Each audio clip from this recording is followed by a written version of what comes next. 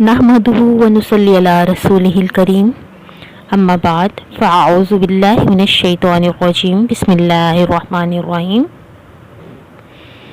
بندہ مومن کا اسباب کے بارے میں طرز فکر کیا ہونا چاہیے، اس بارے میں بات کرتے ہیں۔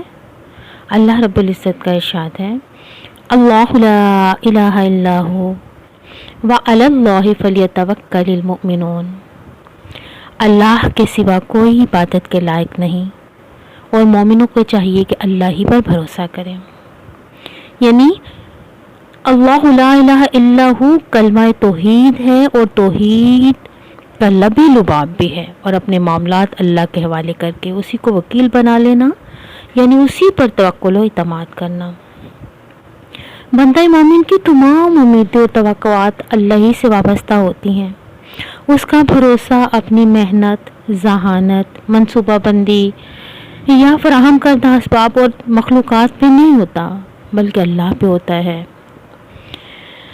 کیونکہ وہ یقین رکھتا ہے کہ کائنات میں حقیقی فاعل اللہ ہے۔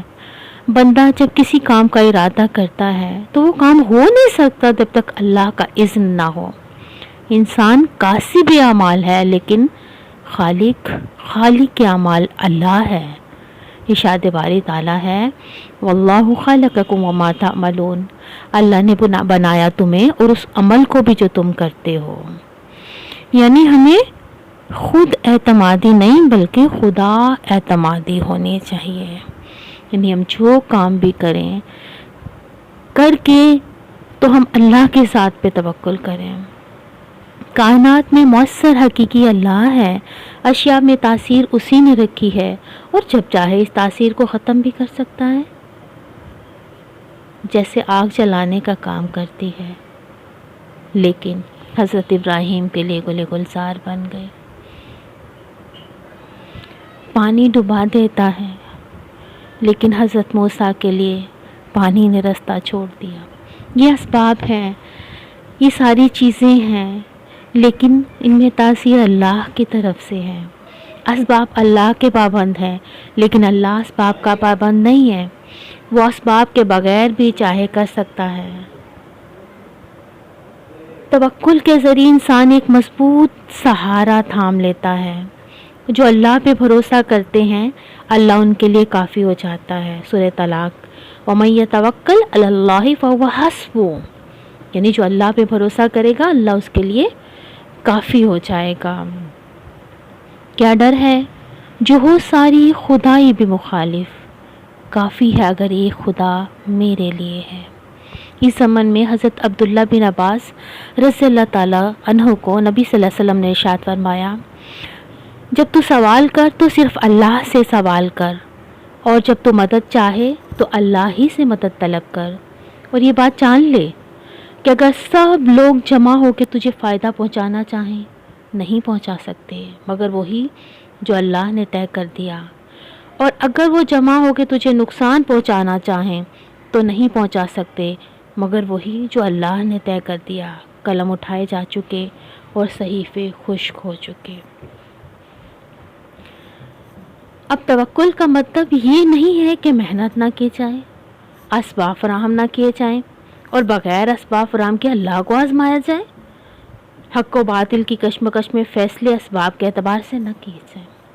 توکل کے معنی ہے اسباب فراہم کیے جائیں، پوری کوشش کی جائے، اپنا تن من دھن لگایا جائے، لیکن بھروسہ اسباب پہ نہیں مسبب الاسباب پہ کیا جائے۔ جیسے حدیث میں نا کہ اونٹ کو باندھو پھر توکل کرو۔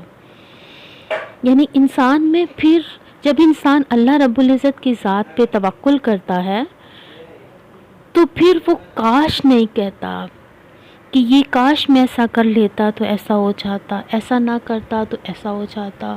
یہ دنیا میں اتنی ڈپریشن پھیلی ہوئی ہے، انسان نفسیاتی طور پر بیمار ہو چکے ہیں، اس کی وجہ صرف یہی ہے کہ وہ کہتے ہیں کہ ہم نے ایسا کیا تھا تو اس کا ایسا رزلٹ کیوں نہیں آیا۔ وہ بھول جاتے ہیں کہ تاثیر اسباب میں نہیں ہے، اللہ کی ذات نے رکھی ہے اس میں۔ جب چاہے ان میں تاثیر پیدا کر دے، جب چاہے ان میں سے تاثیر اٹھا لے۔ تو اسباب ضرور فراہم کیے جائیں، اپنی ہر ممکن کوشش کی جائے، لیکن بھروسہ صرف اور صرف مسبب الاسباب پہ کیا جائے.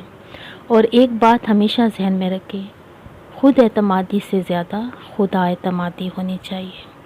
یہی بندہ مومن کے لیے اللہ تعالیٰ کی تجویز کردہ قرآن پاک میں اللہ تعالیٰ نے یہ فرمایا ہے کہ میرا بندہ ایسا ہے، میرے مومن بندے ایسے ہیں. تو اللہ تعالیٰ سے دعا ہے کہ ہمیں نیک اعمال کرنے کی توفیق عطا فرمائے، اور ہمارا ذہن ایسا بن جائے کہ ہمیشہ ہم اپنے رب کے ساتھ پہ توکل کریں، تو اللہ ہمارے لیے کافی ہو جائے گا. بارک اللہ لی و لکم فی القرآن العظیم. آمین یا رب العالمین.